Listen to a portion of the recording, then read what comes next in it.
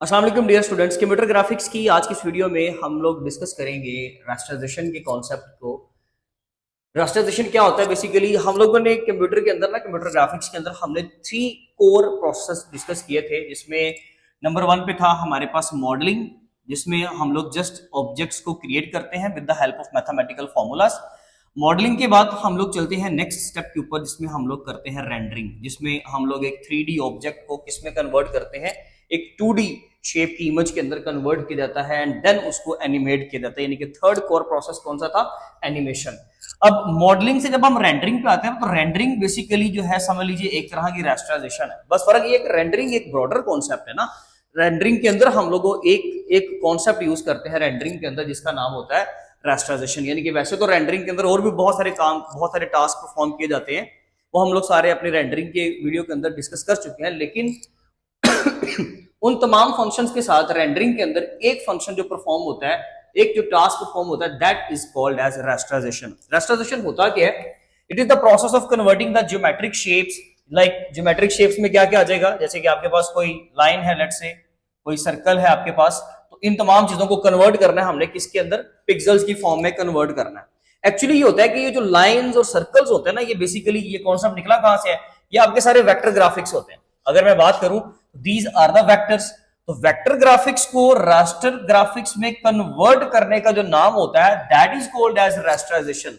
बड़ा सिंपल से है कि वेक्टर ग्राफिक्स में क्या होता है, जिसमें हम लोगों ने डिस्कस किया था, हमने ना इनका कंपैरिजन पढ़ा था, रास्टर ग्राफिक्स का और वेक्टर ग्राफिक्स का। वेक्टर ग्राफिक्स में कोई भी चीज क्रिएट की जाती है, कोई भी ऑब्जेक्ट क्रिएट किया जाता है, शेप क्रिएट की जाती है with the help of mathematical formula. लेकिन रास्टराइजेशन क्या होता है? इसके अंदर हम लोग आम किसी भी डिवाइस से जब किसी चीज की कोई पिक्चर कैप्चर करते हैं ना, तो उन पिक्चर्स को जब हम कैप्चर करते हैं तो वो पिक्सल्स की फॉर्म में होती है। जो पिक्सल्स की फॉर्म में ऑलरेडी पिक्चर्स हैं, उनको रास्टराइज नहीं किया जाता, वो ऑलरेडी रास्टराइज्ड फॉर्म में है, यानी कि पिक्सल्स की फॉर्म में है। हम लोगों ने एक्चुअली वेक्टर ग्राफिक्स को किस में कन्वर्ट करना होता है? रास्टर ग्राफिक्स में, क्योंकि हम आजकल जितना भी काम करते हैं वो रास्टर ग्राफिक्स के ऊपर करते हैं। नो डाउट कि वेक्टर ग्राफिक्स की एक अपनी अलग पहचान है, लेकिन बहुत सारी शेप्स, लाइंस, सर्कल्स जिनको हम लोगों ने स्क्रीन पर दिखाना है, उनको स्क्रीन पर दिखाने के लिए हमारे पास रास्टर ग्राफिक्स का होना जरूरी है। एक एग्जांपल से समझें, लेट्स से हमारे पास एक सर्कल है विद सेंटर एट 5 and 5, यानी कि उसके कोऑर्डिनेट्स कौन से हैं? एक्स एक्सिस पे 5 और वाई पे भी 5। लेट्स से मिसाल के तौर पे मैं एग्जांपल दे रहा हूं जस्ट, कि हमारे पास ये X axis and Y axis की वैल्यू है, यहां पर 5 और यहां पे 5 है। ये आ गया पॉइंट आपका यहां पे विद रेडियस 3 रेडियस के साथ में मैंने ये एक सर्कल ड्रॉ कर दिया। मिसाल के तौर पे ये सर्कल आपका चले जी यहां पे ड्रॉ हो गया। ओके, अब ये सर्कल जो है बेसिकली भाई एक ज्योमेट्रिक शेप है। आप इसको स्क्रीन के ऊपर तब तक नहीं दिखा सकते जब तक आप इसको पिक्सेलेट ना कर दो।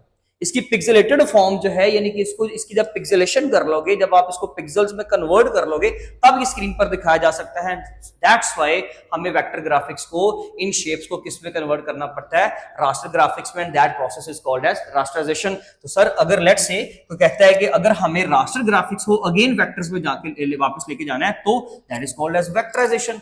लेकिन वो कोई बहुत इंपॉर्टेंट कॉन्सेप्ट नहीं है, वो इसलिए इंपॉर्टेंट नहीं क्योंकि वो ज्यादा इस्तेमाल नहीं होता हमारे एग्जाम्स में। उसकी रीजन ये है कि हमने एक्चुअली वेक्टर ग्राफिक्स को ही रास्टर में लेकर आना होता है, मेजोरिटी में यही काम होता है ना, इसलिए हम इसी को बार बार डिस्कस करते हैं। अदरवाइज आप उस टर्म को लाजमी याद रखें कि अगर कभी जरूरत पड़ जाए कि आपकी पिक्सेलेटेड फॉर्म पिक्चर को आप दोबारा से वेक्टर में लेकर जाना चाहते हो, दैट इज कॉल्ड एज वेक्टराइजेशन। ये एग्जांपल भी हमारी डन हो गई। Why rasterisation is needed? इसकी जरूरत क्यों पेश आती है? उसकी खास सिंपल वजह ये है जो मैंने आपको अभी बताई। Place are pixel based on pixel grid. हमारे पास ना एक पिक्सल ग्रिड होता है, जिसको हम अभी यहाँ पे डिस्कस करने भी वाले हैं कि पिक्सल ग्रिड का कॉन्सेप्ट एक्चुअली क्या है। बहुत सिंपल है, आपको सारा पता है। जस्ट मैंने हाईलाइट करनी चीजें, क्योंकि अगर एग्जाम में क्वेश्चन आता है रास्टराइजेशन का, तो हमें पता हो कि हमने एक्चुअली हेडिंग्स कौन कौन सी लेकर चलनी है और हमने किस तरह से डाटा को मैनेज करना है। पिक्सल ग्रिड में ये होता है कि हम लोग क्या करते हैं जी, कुछ चीजें बनाते हैं। जैसे पिक्सल की बात आ जाएगी, उसमें रेजोल्यूशन का कॉन्सेप्ट आ जाएगा, उसमें पिक्सल्स के कोऑर्डिनेट्स के बारे में बात करेंगे। पिक्सल्स आर इंटीजर्स, एक्चुअली हम इंटीजर्स के बारे में बात करेंगे, उसको हम पिक्सल ग्रिड का कॉन्सेप्ट कहते हैं, वो भी हम डिस्कस करेंगे भी। तो कहता है कि हमें जब डिस्प्ले की बात करते हैं तो डिस्प्लेज आर पिक्सल बेस्ड, यानी कि डिस्प्ले जब भी होगा उसके लिए एक प्राइमरी कंडीशन ये है कि आपकी वो स्क्रीन पिक्सल बेस्ड होनी चाहिए।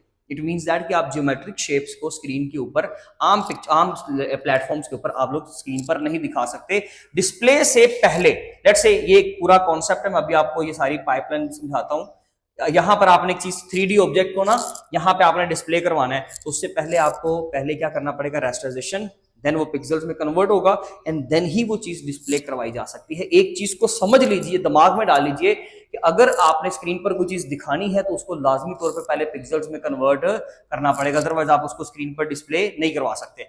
ठीक है जी। नंबर 2 पे ग्राफिक्स आर डिफाइंड मैथमेटिकली। इसमें कोई शक नहीं कि आपके जो ग्राफिक्स होते हैं ना, मैं अगर सिंपल बात करूं हम 3D ऑब्जेक्ट्स की, तो अगर मैं एक मॉडल के ऊपर काम कर रहा हूं, लेट्स से हम एक गाड़ी के मॉडल पे काम कर रहे हैं, मेरे पास एक कार का एक मॉडल है, ठीक है, जिसमें जस्ट चीजों के पॉइंट्स डिस्क्राइब किए होते हैं, पॉइंट्स डिफाइन किए होते हैं, वो चीज अभी पिक्सेलेटेड फॉर्म के अंदर नहीं है। These are the 3D objects जिसमें हमने गाड़ी की एग्जांपल ली। तो ये जो ग्राफिक्स होता है ना सारे, वो मैथमेटिकली आपने रिप्रेजेंट किए होते हैं, आपने कोऑर्डिनेट्स बताए होते हैं, आपने पोजीशन बताई होती है, कोई चीज कहां पर प्लेस कर रही है, यहां प्लेस कर रही है, यहां प्लेस कर रही है, उसका रेडियस कितना है, उसकी विड्थ कितनी है, उसकी हाइट कितनी है, तो हम चीजों को मैथमेटिकली जस्ट पहले दिखाते हैं। इसलिए हमें उनकी रेस्टराइजेशन करना जरूरी है ताकि उनका डिस्प्ले करवाया जा सके, अदरवाइज आप उसको डिस्प्ले में लेकर नहीं आ सकते। Next one, where rasterization is needed. Simple सा कॉन्सेप्ट है कि 3D ऑब्जेक्ट्स जब आपने क्रिएट किए, लेट्स से हम लोग क्या करते हैं मॉडलिंग में ना, 3D ऑब्जेक्ट्स को क्रिएट करते हैं with the help of mathematical formula. Sir ये समझ नहीं आता कि ये मैथमेटिकल फॉर्मूला से आप क्या मुराद लेते हो। देखिए, आप जब सिंपल कोई भी सॉफ्टवेयर यूज कर रहे होते हैं ना ग्राफिक्स का, जिसपे आप कोई भी एक सर्कल लेट से आप एक बनाते हो, तो वो सर्कल क्या आप जाकर शेड करते हो, स्क्रीन के ऊपर कलर भरते हो?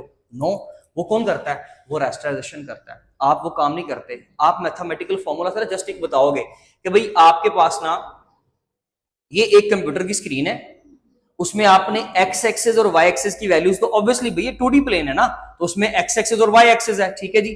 तो सपोज कर लें यहां पे हमारा ओरिजिन है, ठीक है, उस ओरिजिन में आपने क्या किया, अब ओरिजिन से लेफ्ट पे जाएंगे तो एक्स नेगेटिव, राइट पे जाएंगे तो एक्स पॉजिटिव। इस चीज को समझाने के लिए टीचर जस्ट उसको ड्रॉ कर देते हैं। आप लोग समझते हो कि सर ये तो होती ही नहीं है स्क्रीन के ऊपर, ये लाइंस कहां से मिल जाती हैं आपको? ओ भाई, ये अंडरस्टूड बात है ना, कॉमन सेंस की बात है कि ये तो होंगी।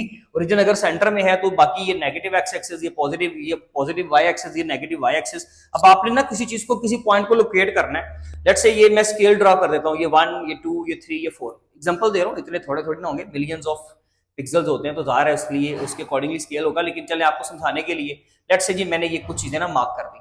अब मैं आपको एक पॉइंट बोलता हूं, मैं कहता हूं जी 2 और 3, तो भाई 2 और 3 कहां होगा? ये 2 एक्स एक्सिस की वैल्यू है, यहां पे आ गया, 3 वाई की वैल्यू है, यहां पे आ गया, तो इसका मतलब है पॉइंट कहां मिल गया, दोनों को बढ़ा दो आगे, तो ये आपके पास वो पॉइंट आ गया, पॉइंट ड्रॉ हो गया, लोकेट हो गया। अब इसी को आगे ऐसी वैल्यू दे कि ये चीज आपकी ड्रॉ हो जाए। जैसे कि मैं सर्कल का अगर रेडियस मैं देता हूं, जैसे मैंने यहाँ पे पॉइंट ड्रॉ किया, फिर मैंने सर्कल का रेडियस दिया, लेट्स से 3 मिलीमीटर, 3 सेंटीमीटर, कुछ भी, तो आपने वो 3 सेंटीमीटर के ऊपर क्या कर दिया, आपके सॉफ्टवेयर ने ऑटोमेटिकली वहां पे लाइंस ड्रॉ कर देनी है।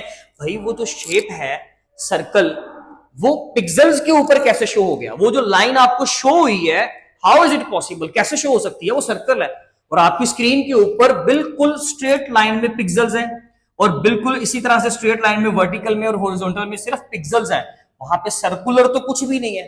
तो फिर आपने कौन कौन से पिक्सल्स को रोशन किया, कौन कौन से पिक्सल्स को वहां पे शो करवाया कि वो लाइन आपकी वहां पे शो हो रही है? इसी चीज को तो हम लोगों ने एक्चुअली समझना है, और हम लोगों ने किस तरह से शिफ्ट करना है लाइन ड्राइंग प्रॉब्लम पे। आपने यहाँ पे टॉपिक में बहुत ज्यादा एंगेज रहना है। यहाँ पे जरा देखिएगा लेक्चर की किस तरह चल रहा है। अच्छा जी, उन 3D ऑब्जेक्ट्स को ना सिंपली क्या किया जाता है, ट्राइंगल्स में कन्वर्ट किया जाता है। अच्छा, ये एक बेसिकली रेस्टराइजेशन से पहले का फेज है। ट्राइंगल्स में ये होता है कि हम एक बड़े ऑब्जेक्ट को ना, एक बड़े ऑब्जेक्ट को छोटी छोटी ट्राइंगल्स में, हजारों ट्राइंगल्स में हम डिवाइड कर देते हैं ताकि एक चीज स्मूथ दिखे। मैं आपको एक सिंपल सी एग्जांपल देता हूं। आपकी स्क्रीन के ऊपर एक पूरा कोई भी एक पर्सन, लेट्स से एक ह्यूमन बीइंग दिखाई दे रहा है। वो पिक्चर, वो बंदा, वो इसलिए दिखाई दे रहा है क्योंकि वो छोटे छोटे पिक्सल्स से मिलकर बना है। बात समझ आई? इसी तरह से हमने रेस्टराइजेशन के कॉन्सेप्ट से पहले क्या करना होता है, उन तमाम 3D ऑब्जेक्ट्स को, वो बेसिकली इसका बेनिफिट ये होता है कि जब हम एक बड़े ऑब्जेक्ट को छोटी छोटी ट्राइंगल्स में कन्वर्ट कर लेंगे ना, तो उसका बेनिफिट ये होगा कि हजारों ट्राइंगल्स की वजह से एक तो आपके कंप्यूटर को बड़ी आसानी हो जाती है कि ये जो बेसिकली ट्राइंगल होती है ना, ये एक फ्लैट सर्फेस होती है। असल में ट्राइंगल होती क्या है, जीपीयू करता है ना ये काम भी जीपीयू का। जीपीयू ने क्या करना है, 3 पॉइंट्स लोकेट करने हैं, 3 पॉइंट लोकेट किए, अब उनको वो क्या करेगा, पॉइंट्स को आपस में ज्वाइन कर देगा, ये आपकी एक ट्रायंगल बन गई। ये सारा काम जीपीयू परफॉर्म कर रहा है। कैलकुलेशंस, ग्राफिक्स की सारी कैलकुलेशन कौन परफॉर्म करता है? आपका जीपीयू। तो सिंपल, उसने बहुत सारी इस तरह से ट्रायंगल्स ड्रॉ करनी है। उन बहुत सारी ट्रायंगल्स के मिलने की वजह से एक सर्कुलर, एक रेक्टेंगल, एक स्क्वायर शेप का, पिरामिड, कुछ भी आप बनाना चाहो आप बना सकते हो। कहते हैं कि सर्कल एक बहुत मैथमेटिकल एक लाइन होती है, वो कहते हैं कि सर्कल का छोटे से जो छोटा सेगमेंट होता है ना, वो एक स्ट्रेट लाइन होती है। अब how is it possible sir, कैसे मुमकिन है ये सर्कल तो सर्कुलर होता है, आप कह रहे हो स्ट्रेट होता है। नहीं, असल में सर्कल सर्कुलर ही होता है, लेकिन उसका अगर मैं एक छोटा सा सेगमेंट आपको निकाल कर जूम करके दिखाऊं ना, तो तो वो एक छोटी सी स्ट्रेट लाइन होती है, क्योंकि एक्चुअली वो पिक्सल होता है। बात समझ आ गई? इसलिए हम उनको ट्राइंगल्स में कन्वर्ट करते हैं एंड देन उन ट्राइंगल्स के अंदर जितने भी पिक्सल्स आ रहे हैं हमने उन पिक्सल्स को ब्राइटर कर देना है, रोशन कर देना है। मेरी बात दोबारा समझिएगा, ये एक ट्राइंगल है एक ऑब्जेक्ट की, ठीक है, उसके अंदर ये लेट्स से 2 पिक्सल है, मिसाल के तौर पे 2 पिक्सल है, तो जो ट्राइंगल के अंदर आएगा उनको हम लोग इस तरह से कलर फिल कर देंगे, तो वो लाइन ड्रॉ होते होते वो बेसिकली जो पिक्सल मैंने रोशन की है ना, इसके साथ अगली ट्राइंगल के पिक्सल, फिर उसके अगली के वो करते करते आपके वो सारे पिक्सल जब रोशन हो गए तो आपको स्क्रीन पे एक लाइन या एक कर्व नजर आ जाएगी। That is the concept actually. अब ये जो काम है ना, इसको हम रास्टराइजेशन कहते हैं। रास्टराइजेशन में फिर क्या होता है, जब ये सारा काम किया जाता है तो वो उनको पिक्सल्स में कन्वर्ट कर देता है और उन पिक्सल्स को हम स्क्रीन पर क्या करवा देते हैं, शो करवा देते हैं। अब जरा बात समझिए पिक्सल ग्रिड, और फिर आपको समझ आएगा कि हमने नेक्स्ट टॉपिक में कैसे चलना है, यानी कि रास्टराइजेशन में आने वाली प्रॉब्लम्स की तरफ हम चलने लगे हैं। पिक्सल ग्रिड में सिंपल सा कॉन्सेप्ट है जी, smallest unit of digital image. ये किसकी बात हो रही है, पिक्सल की, ये पिक्सल के बारे में बात हो रही है। और एक स्क्रीन क्या होती है, screen is a matrix of pixels, बहुत सारी पिक्सल्स का मैट्रिक्स होता है, जिसको हम कह सकते हैं कि जी बहुत सारे रोज एंड कॉलम्स के कॉम्बिनेशन की वजह से एक स्क्रीन फॉर्म करती है। Then each pixel has coordinates, हर पिक्सल के ना कुछ कोऑर्डिनेट्स है, जैसे कि एक्स और वाई एक्सिस की वैल्यू, ऑब्वियसली किसी पिक्सल की एक प्लेस होती है, उसकी एक जगह है, रो वाइज भी और कॉलम वाइज भी। तो ये पिक्सल बेसिकली इसको कहते हैं ना, हम आसान लफ्जों में चलें जी, आपने मैट्रिक्स का कॉन्सेप्ट पढ़ा होगा जो बच्चे मैथ्स के हैं, तो ये देखिए बहुत सारी रोज और कॉलम्स के मिलने की वजह से हमें एक बॉक्स मिला, that box is called as a pixel, उसको हम पिक्सल कहते हैं। Pixels have integer coordinates only. एक चीज जो सबसे इंपॉर्टेंट पॉइंट है, स्टार लगा रहा हूं, ये सबसे इंपॉर्टेंट है कि आपके पिक्सल जो है ना वो इंटीजर कोऑर्डिनेट्स के ऊपर होते हैं, उनमें रियल लाइन यानी कि उसके ऊपर रियल नंबर जो है या फ्लोटिंग पॉइंट नंबर जो है वो एग्जिस्ट नहीं करते। तो इसका मतलब है पिक्सल कभी भी ये नहीं होगा, लेट्स से जैसे मैंने यहाँ पे लिखा एक्स वाई, ये ले जी मैंने एक्स और वाई की वैल्यू दे दी, ये तो ओके वैलिड है। अगर मैं इनवैलिड लिखूं तो लेट्स से मैं ये लिख देता हूं, तो ये इनवैलिड है। पिक्सल्स की वैल्यू, कोऑर्डिनेट्स की जो वैल्यू होती है उसमें एक्स एक्सेस और वाई एक्सेस की, एक्स या वाई इंटरसेप्ट्स की जो वैल्यू होंगी वो पॉइंट्स में नहीं हो सकती, ठीक है। लेट्स से अब इशू क्या है, इशू ये है कि लेट्स से अगर हम साथ वाली ट्राइंगल पर चलते हैं तो वहां पर जाकर आ गया मेरे पास ये वाला पिक्सल, और मिसाल के तौर पे जब आप ड्रॉ कर रहे हो तो लाइन तो क्योंकि कंटिन्यूअस होती है ना, उसमें इशारे वाली वैल्यू होती है, कहीं अगर लाइन यहां पर आ गई, लाइन का एक हिस्सा उसका एक पॉइंट अगर यहां पे आ रहा है, स्क्रीन के रेजोल्यूशन के अकॉर्डिंगली वो यहां पे डॉट आ रहा है, लेकिन आपको तो पिक्सल रोशन करना है, वहां पे पिक्सल एग्जिस्ट ही नहीं करता। वैसे तो स्क्रीन के ऊपर हर चीज पिक्सल साथ साथ होते हैं, लेकिन लेट्स से आप 2 पिक्सल्स के बिल्कुल इन बिटवीन आ रहे हो, आप लेफ्ट वाले को करोगे रोशन या राइट वाले को रोशन करोगे। इस चीज को लाइन ड्राइंग प्रॉब्लम कहते हैं, कि जब एक लाइन ड्रॉ हो रही होती है ना, अक्सर पॉइंट्स ऐसी जगह पर आते हैं जहां पर पिक्सल्स उसको हैंडल नहीं कर पाते, हमें समझ नहीं आती कि हम कौन सा सिंपल। एक तो हल ये होता है आप इसको राउंड ऑफ कर लें, सबसे पहला काम ये होता है, क्योंकि लाइन की इक्वेशन होती है mathematically y is equal to M X plus C, M आपका स्लोप, सी आपका y इंटरसेप्ट, y और x की आपके पास कोऑर्डिनेट्स की वैल्यूज होती हैं।